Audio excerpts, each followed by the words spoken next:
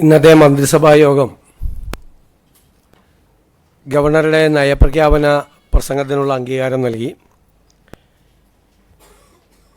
രണ്ടാമത്തെ കാര്യം, നിയമസഭയിലെ ചീഫ് വിപ്പായി CA അബു ജോൺ ജോസഫിനെ നിയമിക്കാനുള്ള തീരുമാനമായി. അതുപോലെ നേരത്തെ AGയുടെയും ഒരു അഡീഷണൽ AGയുടെയും കാര്യത്തിൽ തീരുമാനമുണ്ടായിരുന്നു.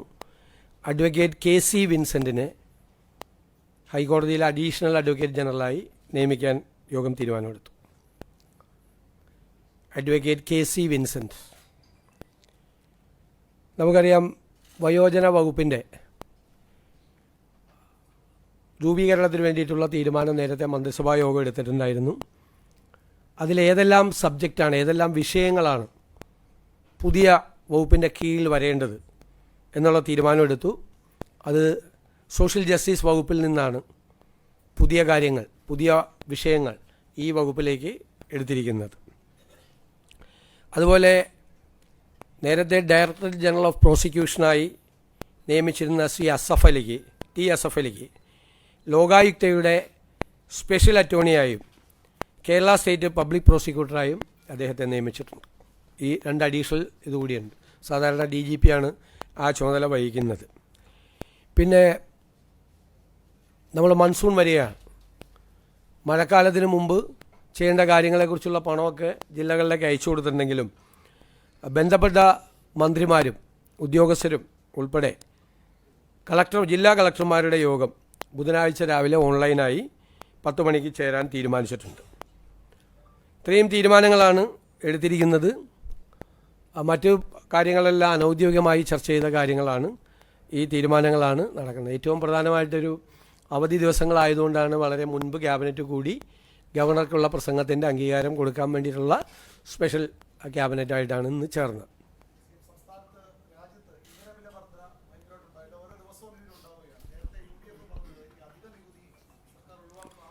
അത് നമ്മൾ പരിശോധിച്ചുകൊണ്ടിരിക്കുകയാണ്. കാരണം എന്ന് വെച്ച് കഴിഞ്ഞാൽ ഒരു തീരുമാനം എടുക്കാൻ പറ്റാത്ത അവസ്ഥയിലാണ്. ഓരോ ദിവസം കൂടിക്കൊണ്ടിരിക്കുകയാണ്. അപ്പോൾ അതിൻ്റെ അകത്ത് ഒരു എമൗണ്ട് വന്നു കഴിഞ്ഞാൽ ആണ് നമുക്കതിനെ സംബന്ധിച്ച് അതിൻ്റെ ഇമ്പാക്റ്റ് എന്താണെന്ന് ഞങ്ങൾ ധനകാര്യ വകുപ്പ് സൂക്ഷ്മമായി നിരീക്ഷണം നടത്തുന്നുണ്ട്. നികുതി വരുമാനം എത്രയാണ് ഉണ്ടാകുന്നത്, സാധാരണക്കാരന് എത്ര രൂപയാണ് അതിൻ്റെ അകത്ത് ബുദ്ധിമുട്ടുണ്ടാകുന്നത് എന്ന് ഞങ്ങൾ പരിശോധിച്ചുകൊണ്ടിരിക്കുന്നുണ്ട് ഓരോ കൂട്ടലിലും. പക്ഷേ ഇത് എല്ലാ ദിവസവും വന്നുകൊണ്ടിരിക്കുകയാണ്. അതുകൊണ്ട് ഒരു കൃത്യമായ അതിനൊരു തീരുമാനം, അവസാന തീരുമാനം വന്നു കഴിഞ്ഞാൽ മാത്രമേ നമുക്കും തീരുമാനം എടുക്കാൻ പറ്റുള്ളൂ. അല്ലെങ്കിൽ നമ്മളും തീരുമാനം എല്ലാ ദിവസവും ഇതുപോലെ ഓരോ ദിവസവും ചെയ്യുന്നത് കൊണ്ട് ചെയ്യേണ്ടി വരും. അത് ഞങ്ങളുടെ പരിശോധനയിലാണ് തീർച്ചയായിട്ടും.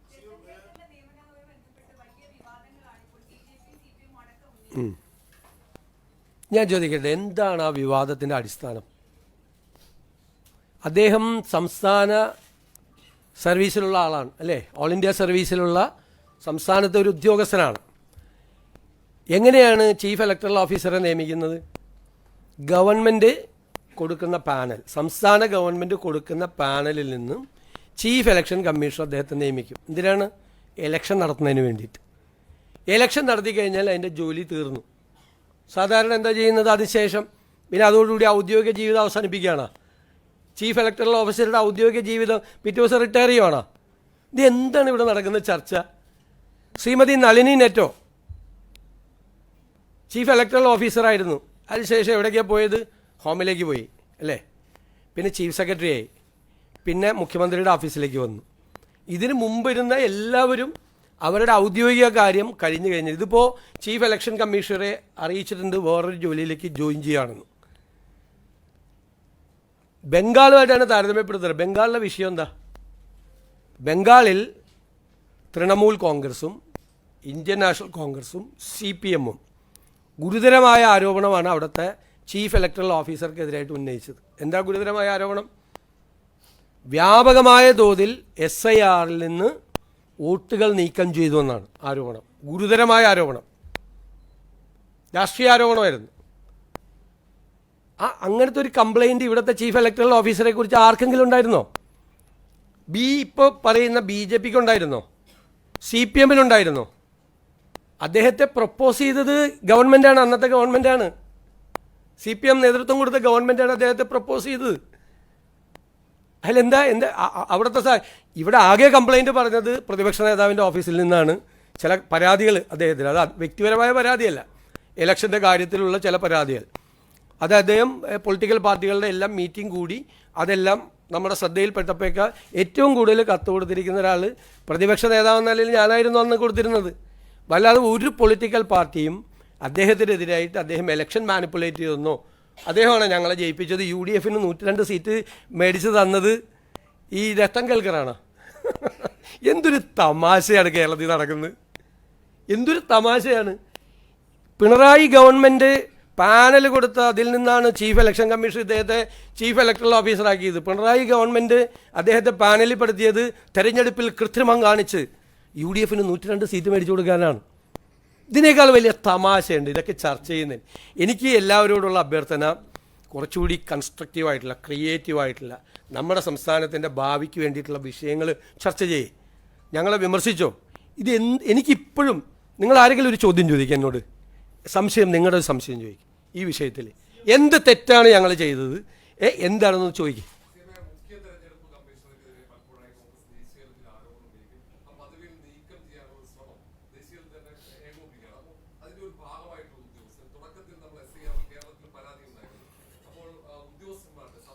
ആരുടെ പരാതി ഉണ്ടായിരുന്നു? ആരുടെ പരാതി? ചീഫ് ഇലക്ടറൽ ഓഫീസറുടെ പരാതി.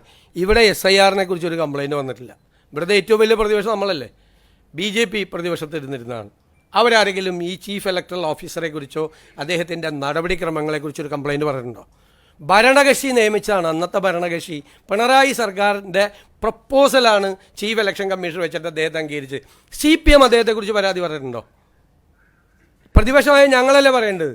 ഞാനാണ് ഏറ്റവും കൂടുതൽ കത്തുകൾ അദ്ദേഹത്തെ അയച്ചത്. അതെല്ലാം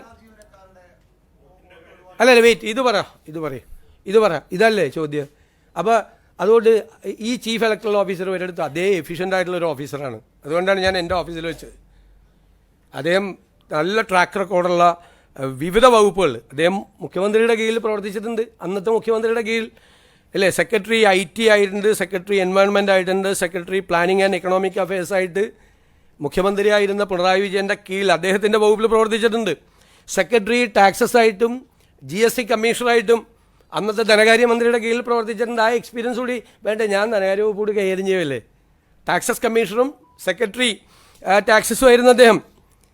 എന്തായി പറയുന്നത് വേറെ ഇങ്ങനത്തെ തമാശകൾ? ഞാൻ ഇതിന് ഈ അടുത്ത ജയിച്ചതിന് ശേഷം ആദ്യം കേൾക്കുന്ന തമാശയാണിത്. ഭയങ്കര തമാശയാണ്, ഭയങ്കര ചർച്ച. എന്താണെന്നൊരു പിടിയിട്ടുണ്ട് ഇത്.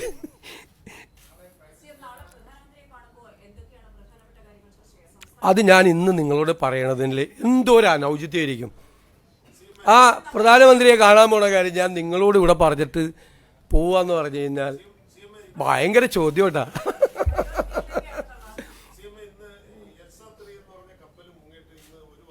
ആ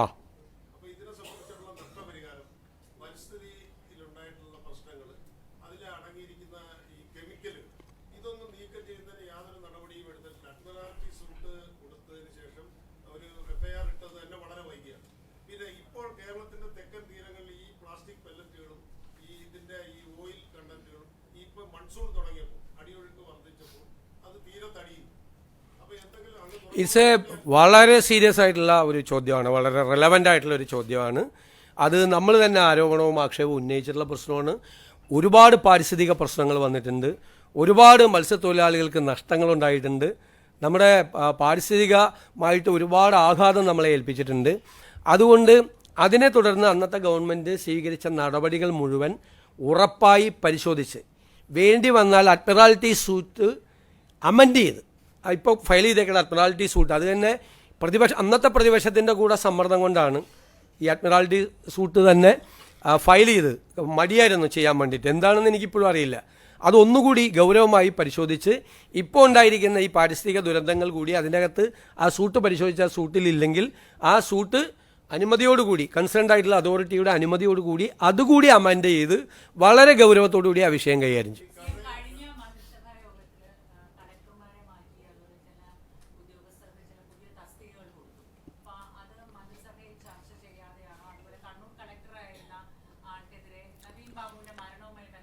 ഇതെല്ലാം ഭരണപരമായ തീരുമാനങ്ങളാണ്. ഇതിൻ്റെ അകത്ത് ആദ്യം എടുത്തിരിക്കുന്നത് കളക്ടർമാരുടെ ഡ്യൂ വന്നു. ഇപ്പോൾ ഓഫീസേഴ്സെല്ലാം റെഡിയാവുന്നേ ഉള്ളൂ. അപ്പോൾ ആ കളക്ടർമാരെ നിയമിക്കാൻ പറഞ്ഞു. സീനിയോറിറ്റി അനുസരിച്ചിട്ടാണ് നിയമിക്കാൻ പറഞ്ഞത്. ബാക്കിയുള്ള സ്ഥലത്ത് ഈ കളക്ടർ സ്ഥാനത്ത് മാറുന്ന ആളുകൾക്ക് പല സ്ഥലങ്ങളും കൊടുത്തു. ഉദ്യോഗസ്ഥന്മാരുടെ ഡിപ്ലോയ്മെൻ്റ് ആയിട്ടില്ല. കാരണം എന്ന് വെച്ച് കഴിഞ്ഞാൽ ഈ വകുപ്പുകൾ വെച്ചതിനെ റാഷണലൈസ് ചെയ്യണം. ഓരോ മന്ത്രിമാർക്കും ഇപ്പം 3-4 സെക്രട്ടറിമാരുണ്ട്. എൻ്റെ വകുപ്പുകൾ തന്നെ ഏകദേശം 8-9 സെക്രട്ടറിമാരുണ്ട്. അങ്ങനെ ഭരിക്കാൻ പറ്റില്ല. അപ്പോൾ ഞങ്ങൾ ഈ വകുപ്പുകൾ റാഷണലൈസ് ചെയ്തുകൊണ്ടിരിക്കുക. വകുപ്പുകൾ റാഷണലൈസ് ചെയ്യുന്നത് വെച്ച് കഴിഞ്ഞാൽ അപ്പോൾ ഓരോ വകുപ്പ് എടുത്ത് ഓരോ മന്ത്രിമാരുടെയും വകുപ്പ് എടുത്തു കഴിഞ്ഞാൽ അറിയാം അവിടെ ചിലപ്പോൾ 3-4 സെക്രട്ടറിമാരാണ്. ഒന്ന് ഉദ്യോഗസ്ഥന്മാരുടെ ക്ഷാമമുണ്ട് കേരളത്തിൽ IAS ക്ഷാമമുണ്ട്. അതുകൊണ്ട് അത് സൂക്ഷ്മമായി പരിശോധിച്ച് മന്ത്രിമാരെയും കൂടി അഭിപ്രായങ്ങൾ അതാത് വകുപ്പുകളുടെ കൂടി അഭിപ്രായങ്ങൾ കൂടെ പരിഗണിച്ചിട്ടുള്ളൊരു ഡിപ്ലോയ്മെൻറ്റാണ് ഉണ്ടാകുന്നത്. ഇപ്പോൾ നടത്തിയിരിക്കുന്നത് അഡ്മിനിസ്ട്രേറ്റീവ് ആയിട്ടുള്ളൊരു ടെമ്പററി ആയിട്ടുള്ള ഒരു നടപടിക്രമമാണ് ചെയ്തിരിക്കുന്നത്. അതിൽ മന്ത്രിസഭയിൽ വെക്കേണ്ട കാര്യങ്ങൾ മന്ത്രിസഭയിൽ വയ്ക്കും, അല്ലാതെ ജനറൽ അഡ്മിനിസ്ട്രേഷൻ തീരുമാനിക്കേണ്ട കാര്യങ്ങൾ ജനറൽ അഡ്മിനിസ്ട്രേഷൻ തീരുമാനിക്കും. പിന്നെ ഈ ചോദ്യം ചോദിച്ചല്ല, കഴിഞ്ഞ 10 വർഷമായിട്ട് ഇത്തരം തീരുമാനങ്ങൾ എവിടെ എടുത്തിരുന്നത്? മന്ത്രിസഭയിൽ വെച്ചിട്ടാണ് എടുത്തിരുന്നത്. അല്ല അതൊന്നുമല്ല. എവിടെയാണ് തീരുമാനം എടുത്തിരുന്നത് കഴിഞ്ഞ 10 വർഷം? അല്ല 10 വർഷം എവിടെ തീരുമാനം എടുത്തിരുന്നത്? അല്ലല്ല, അതിനൊരു പ്രൊസീജിയർ ഉണ്ടെന്നേ. അതിനൊരു പ്രൊസീജിയർ ഉണ്ട്. അത് തീരുമാനം എടുക്കേണ്ട സ്ഥലം അതാണ്. ആ സ്ഥലത്ത് തന്നെയാണ് തീരുമാനം എടുത്തിരിക്കുന്നത്. അത് നിങ്ങളുണ്ടാക്കുന്ന വിവാദങ്ങളല്ല, ഒന്നുമില്ല.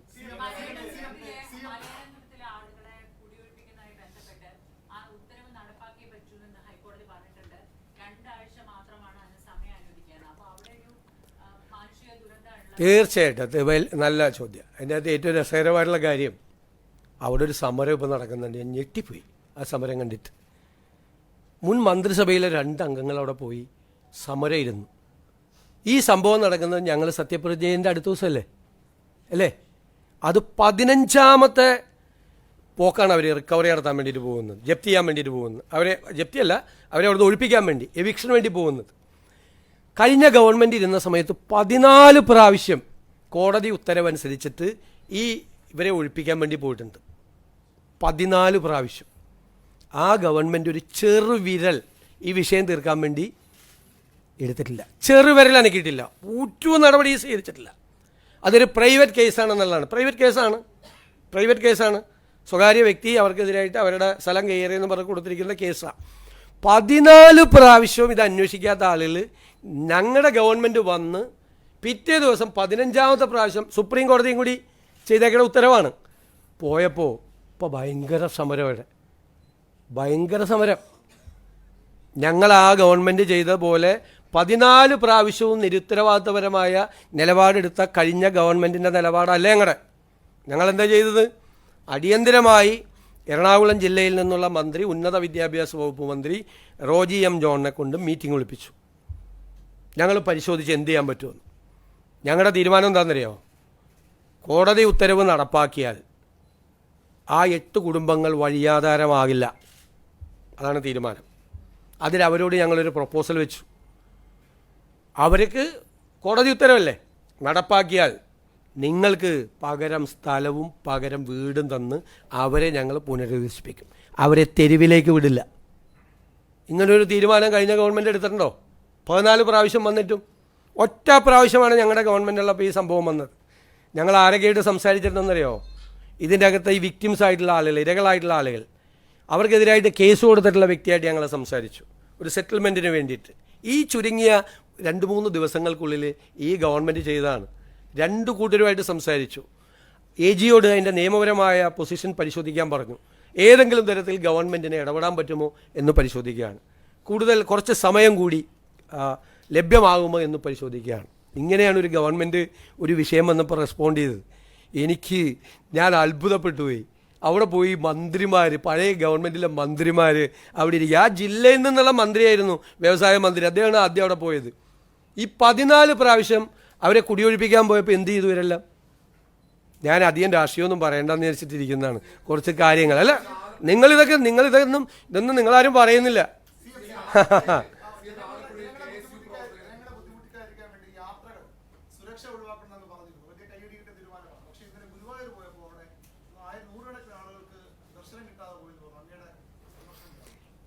ഈ ഗുരുവായൂർ അങ്ങനെ ഒരു സംഭവം ഉണ്ടായിട്ടില്ല. ഇത് തെറ്റായ വാർത്തയാണ്. ആദ്യമായിട്ടല്ലല്ലോ ഒരു മുഖ്യമന്ത്രി ഗുരുവായൂർ ദർശനത്തിന് പോകുന്നത്, ആണോ? ഇനി കേട്ടോ, കേരളത്തിൻ്റെ ചരിത്രത്തിൽ ആദ്യമായിട്ട് മുഖ്യമന്ത്രിയുടെ കൂടെ 4 പേരെ ഉണ്ടായിരുന്നുള്ളൂ. അത് അവിടുത്തെ ഒരാളായിരുന്നു, അവിടുത്തെ അഡ്മിനിസ്ട്രേറ്റർ ആയിരുന്നു ഒരാൾ. എൻ്റെ കൂടെ ഒരു ഗൺമാൻ മാത്രമാണ് ഉണ്ടായിരുന്നത്. പിന്നെ അവിടെ ഉണ്ടായിരുന്ന സാധാരണ ഞാൻ ഗുരുവായൂർ ദർശനം നടത്താൻ പോകുമ്പോൾ എൻ്റെ കൂടെയുള്ള ആൾ 4 പേര്. ഇനി ഞായറാഴ്ച അവിടെ VIP ദർശനം ഇല്ല. ടിക്കറ്റ് എടുത്തിട്ട് കയറണം, 1000 രൂപയുടെ ടിക്കറ്റ്. ഞാൻ 1000 രൂപയുടെ ടിക്കറ്റ് എടുത്തിട്ടാണ് ദർശനം നടത്തിയത്, കേട്ടോളാം. അവിടെ ചെല്ലുമ്പോൾ ശിവേലി നടക്കുകയാണ്. ശിവേലി നടക്കുമ്പോൾ നമ്മളതിൻ്റെ മുമ്പിൽ നിന്നു. അത് കയറിക്കഴിഞ്ഞപ്പോൾ നമ്മളതിൻ്റെ മുമ്പിൽ പോയി തൊഴുതു.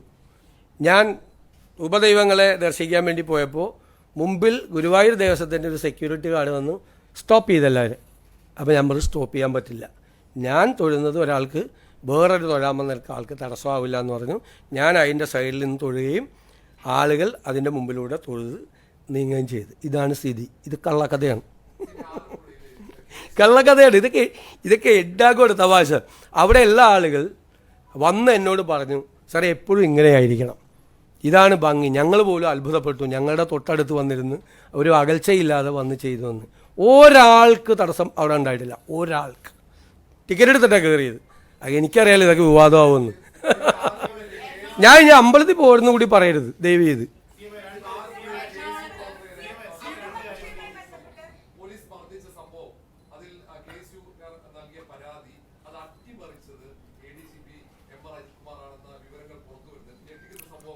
അത് SIT അന്വേഷിച്ചുകൊണ്ടിരിക്കുകയല്ലേ, ഞാൻ അതിൻ്റെ ഇടയിലേക്ക് എങ്ങനെ കമൻറ്റ് പറയണം?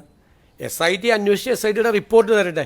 ഇതൊക്കെ നിങ്ങൾ വന്ന വാർത്തയിൽ നമുക്ക് പ്രതികരിക്കാൻ പറ്റും. SIT ഗവൺമെൻറ് മുമ്പാകെ റിപ്പോർട്ട് തരട്ടെ. റിപ്പോർട്ട് തരുമ്പോൾ അത് പരിശോധിക്കാം.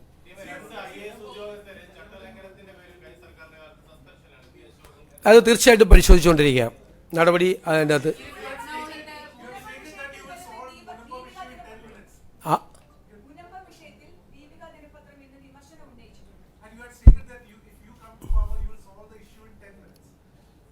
ഇപ്പം എന്താ സംഭവം നടന്നത്? ഇപ്പോൾ ഒരു സംഭവം നടന്ന് നിങ്ങൾ ശ്രദ്ധിച്ച, കഴിഞ്ഞ ഗവൺമെൻറ്റിൻ്റെ കാലത്തൊരു തീരുമാനമെടുത്ത് പോണ പോക്കിൽ മുനമ്പം ഞാനൊരു വാചകം പറയുന്നുണ്ടായിരുന്നു. അവിടെ 2 മതവിഭാഗങ്ങളെ ശത്രുക്കളാക്കാൻ വേണ്ടി നടത്തുന്ന ഒരു ശ്രമമാണ് അവിടെ നടന്നത്. അതിന് അന്നത്തെ സർക്കാർ കൂട്ടുനിന്നു പറഞ്ഞില്ലേ? ഇവരെല്ലാവരും അവിടെ ചെന്ന് പറഞ്ഞാൽ എന്താ, ഞങ്ങൾ നിങ്ങളെ കുടിയൊഴിപ്പിക്കില്ല അല്ലേ? ഇപ്പോൾ പോണ പോക്കിൽ വഖഫ് ബോർഡ് ചെയ്തതെന്താ? ഏത് വഖഫ് ബോർഡാണ്? ഞങ്ങൾ വെച്ചിട്ടില്ലല്ലോ വഖഫ് ബോർഡ്. കഴിഞ്ഞ ഗവൺമെൻറ്റിൻ്റെ കീഴിലുള്ള പൊളിറ്റിക്കൽ അപ്പോയിൻമെൻ്റ് ആയിട്ടുള്ള വഖഫ് ബോർഡ് പോണ പോക്കിൽ ഇത് പോർട്ടലിൽ രജിസ്റ്റർ ചെയ്തിട്ട് പോയി. ഇനി സാധാരണ വഖഫ് ലാൻഡ് രജിസ്റ്റർ ചെയ്യുന്നത് അതിൻ്റെ മുത്തവല്ലിയാണ്. ഇവിടെ വഖഫ് ബോർഡ് തന്നെ അത് പോർട്ടലിലേക്ക് പെടുത്തിയിരിക്കുകയാണ്. മനസ്സിലാക്കിക്കൊള്ളണം എന്താ അവരുടെ ഉദ്ദേശം. ഇവർ 2 കൂട്ടരും ഒരേ പാതയിൽ സഞ്ചരിക്കുന്നവരാണ് എന്ന് ഒരു രാഷ്ട്രീയ ആരോപണം ഞാൻ പ്രതിപക്ഷ നേതാവെന്ന നിലയിൽ ഉന്നയിച്ചിട്ടുണ്ടായിരുന്നു. അതിന് അടിവരയിടുന്ന നടപടിയാണ് പോണ പോക്കി ചെയ്തത്. ശരിക്കും വഖഫ് ഭൂമിയാണ് എന്ന് എസ്റ്റാബ്ലിഷ് ചെയ്താൽ ഇവർ എൻക്രോച്ചേഴ്സാണ് അല്ലേ? ഇവർ കയ്യേറ്റക്കാരാണ് അല്ലേ? പിന്നെ അവരെ ഒഴിപ്പിക്കാൻ കോടതിക്കും പാടായിരിക്കും, ഗവൺമെൻറ്റിനും പാടായിരിക്കും. അപ്പോൾ വരാൻ പോകുന്ന ഗവൺമെൻറ്റിന് ഒരു 8ൻ്റെ പണി കൊടുത്തിട്ടാണ് ഇവരങ്ങ് പോയത്, വഖഫ് ബോർഡ് പോയത്. എന്താണ് പൊളിറ്റിക്കൽ അപ്പോയിൻമെൻ്റ് ആയിട്ടില്ല ആ വഖഫ് ബോർഡ് പോണ പോക്കിൽ ഇപ്പം എന്താണ് തീരുമാനം? വരാൻ പോകുന്ന ഗവൺമെൻറ്റിന് അതിൻ്റെ തീരുമാനം എടുക്കാനുള്ള അനുമതി കൊടുക്കണ്ടേ? പക്ഷേ ഞങ്ങൾ അതിനെ നിയമപരമായി നേരിടും, നിയമപരമായി തീരുമാനമെടുക്കും. അപ്പോൾ 10 മിനിറ്റ് കൊണ്ട് തീരുമാനം എടുക്കാതിരിക്കാൻ വേണ്ടിയിട്ടാണ് ഈ ചെയ്തത്. 10 മിനിറ്റ് കൊണ്ട് തീരുമാനം എടുക്കാൻ പറ്റാവുന്നൊരു കാര്യം ആ 10 മിനിറ്റ് കൊണ്ട് തീരുമാനം എടുപ്പിക്കാതിരിക്കാൻ വേണ്ടി മനഃപൂർവ്വമായി രാഷ്ട്രീയമായി ചെയ്തതാണ്. ജനങ്ങളോട് അവർ പറയണം, മറുപടി പറയണം, എന്തിനാണത് പോർട്ടലിൽ പെടുത്തിയതെന്ന്. പക്ഷെ ഞങ്ങളതിനെ നിയമപരമായി അപ്പം തന്നെ അത് പരിശോധിച്ചിട്ടുണ്ട്. അതിനെ നിയമപരമായി നേരിടാനുള്ള നടപടികൾ ഞങ്ങൾ സ്വീകരിക്കും. ഒരു കാര്യം, അവിടെ നിന്ന് അവരെ കുടിയൊഴിപ്പിക്കുന്ന പ്രശ്നമില്ല. അവർക്ക് അവിടെ സംരക്ഷണം കൊടുക്കും. അവർക്ക് അവരുടെ സ്ഥലത്ത് നികുതി നൽകാനുള്ള സംവിധാനം നമ്മളുണ്ടാക്കും. അതിൻ്റെ നിയമപരമായ എല്ലാ തടസ്സങ്ങളും നമ്മൾ 10 മിനിറ്റ് എന്ന് പറഞ്ഞതിന് ശേഷം ഈ വഖഫ് ബോർഡ് ഉണ്ടാക്കിയ നിയമപരമായ പ്രശ്നങ്ങളാണ്. മനസ്സിലായ? വഖഫ് ട്രൈബ്യൂണലിനെ കൊണ്ട് പോലും വഖഫ് ട്രൈബ്യൂണലിലെ തീരുമാനം പോലും വഖഫ് ബോർഡ് പോയി സ്റ്റേ ചെയ്യിപ്പിച്ചു. അറിയാലോ എന്തായിരുന്നു ആ ഗവൺമെൻറ്റിൻ്റെ സ്റ്റാൻഡ് ഇക്കാര്യത്തിൽ. ഇവരെ മതപരമായി ഭിന്നിപ്പുണ്ടാക്കാനുള്ള സംഘപരിവാറിൻ്റെ അതേ അജണ്ട അതിന് കൊട പിടിച്ചു കൊടുക്കുകയാണ് CPM നേതൃത്വം വഹിക്കുന്ന ഗവൺമെൻറ് ചെയ്തത്. ക്ലിയർ ആയല്ലോ ഇപ്പോൾ.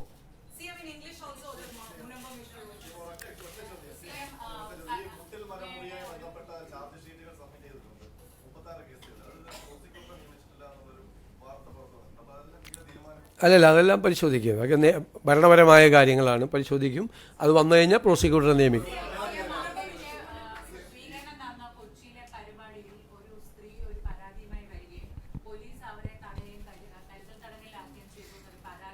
എനിക്കറിയില്ല, എൻ്റെ ശ്രദ്ധയപ്പെട്ടിട്ടില്ല അന്വേഷിക്കും.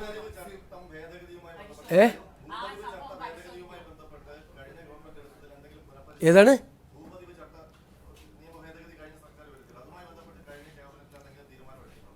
ഇല്ല, കഴിഞ്ഞ തീരുമാനം എടുത്തിട്ടില്ല. നമ്മളിപ്പോൾ ഒരു പോളിസിയൊക്കെ നമ്മൾ ഡിക്ലെയർ ചെയ്യാൻ പോകണല്ലോ. നമ്മൾ ഭൂമി പ്രശ്നങ്ങളിൽ ഒക്കെയുള്ള നമ്മൾ തന്നെ നമ്മുടെ മാനിഫെസ്റ്റോയിൽ തന്നെ ലാൻഡ് റീഫോംസ് ആക്ട് എല്ലാം നമ്മൾ അമെൻഡ് ചെയ്യുമെന്ന് പറയുന്നുണ്ട്. വലിയ മേജറായിട്ടുള്ള അമെൻമെൻറ്റ്സ് വരുവാണ്.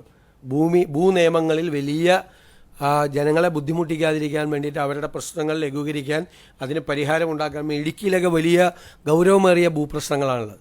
അപ്പോൾ ഭൂനിയമങ്ങളിൽ ഞങ്ങൾ നന്നായി സ്റ്റഡി ചെയ്ത് വളരെ പെട്ടെന്ന് തന്നെ ആ ഭൂനിയമങ്ങളിൽ ആവശ്യമായ മാറ്റങ്ങൾ വരുത്തും. നെല്ല് സംഭരണത്തിൻ്റെ ഇപ്പോൾ മിനിസ്റ്റേഴ്സിൻ്റെ യോഗം കൂടി അവരുടെ റിപ്പോർട്ട് തന്നിട്ടുണ്ട്. അത് പരിഗണിച്ച് എത്രയും പെട്ടെന്ന് തീരുമാനങ്ങൾ എടുക്കും. തീർച്ചയായിട്ടും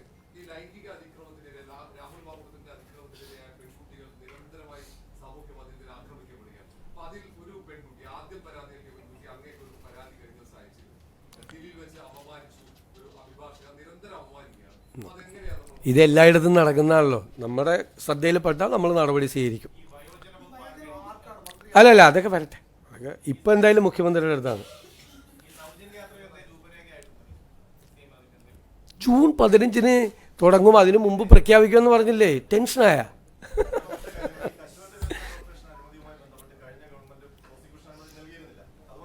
എല്ലാത്തിനും ഇപ്പം ഇന്ന് ഉത്തരം പറയാം. അതൊക്കെ പരിശോധിക്കാം, വരട്ടെ. എന്തെല്ലാം കാര്യമുണ്ട്, ഒരുപാട് കാര്യങ്ങളുണ്ടല്ലോ, നമ്മൾ പരിശോധിക്കുക. ഒന്ന് ഇരുന്നല്ലേ ഉള്ളു, ഒന്ന് ചാരി പോലും ഇരുന്നിട്ടില്ല. അതിനു മുമ്പ് അതൊക്കെ ധനകാര്യ വകുപ്പ് വരുമാനം വർദ്ധിപ്പിക്കാൻ വേണ്ടിയിട്ടുള്ള നടപടികൾ സ്വീകരിക്കും. നികുതി വെട്ടിപ്പിനെയൊക്കെ കർശനമായി നേരിടും. നികുതി സർക്കാർ തരേണ്ട നികുതി ആരെങ്കിലും തരാതിരുന്ന ആരായാലും അതിനൊന്നും ഒരു വിട്ടുവീഴ്ച ഉണ്ടാവില്ല. കർശനമായ നടപടികൾ സ്വീകരിക്കും.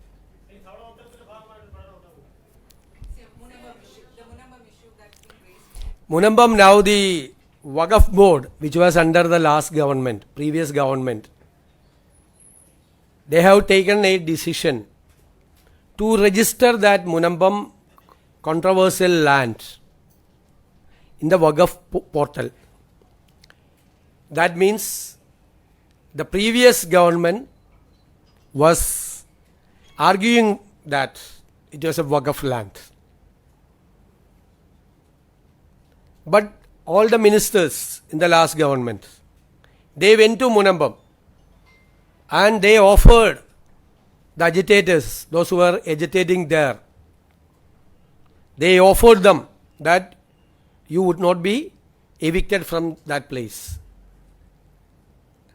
But unfortunately, the Sangha Parivar has been planning to make a divide between two religions.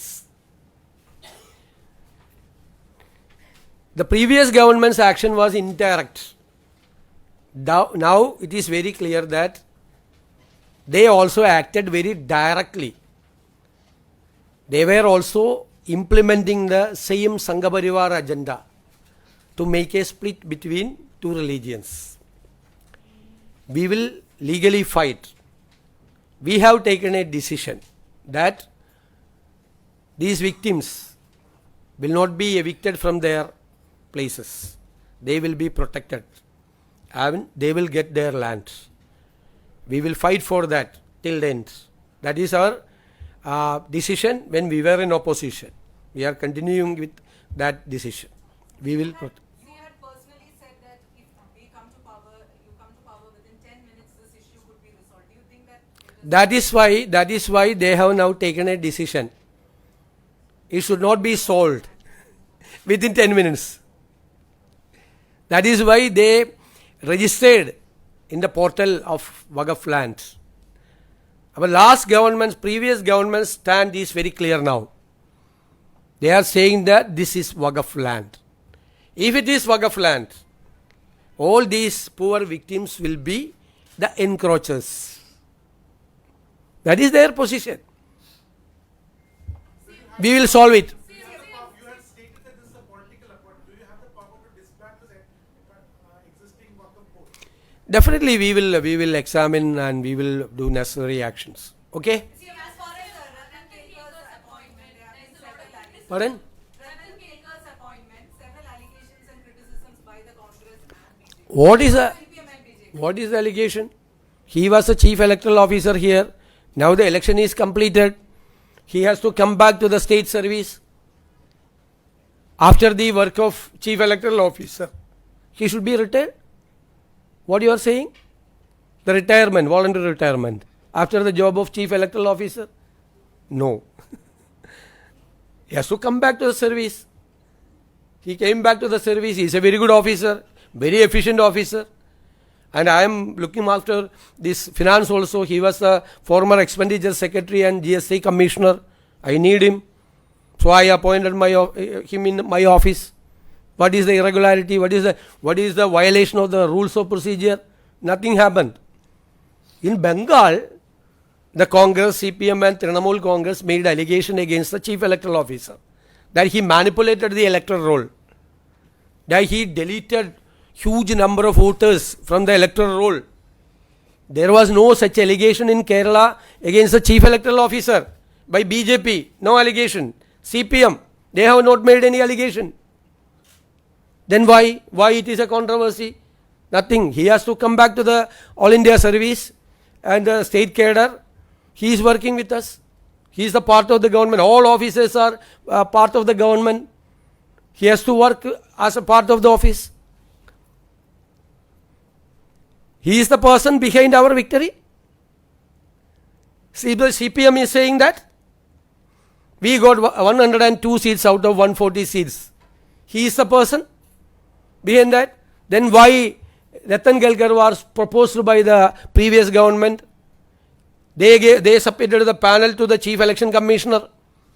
His name was in the panel. That is why the election commissioner appointed him as the chief electoral officer. Then what is the irregularity? Nothing. No violation of rules of procedure, nothing. Now his job is completed. He has to come back. That is happening here.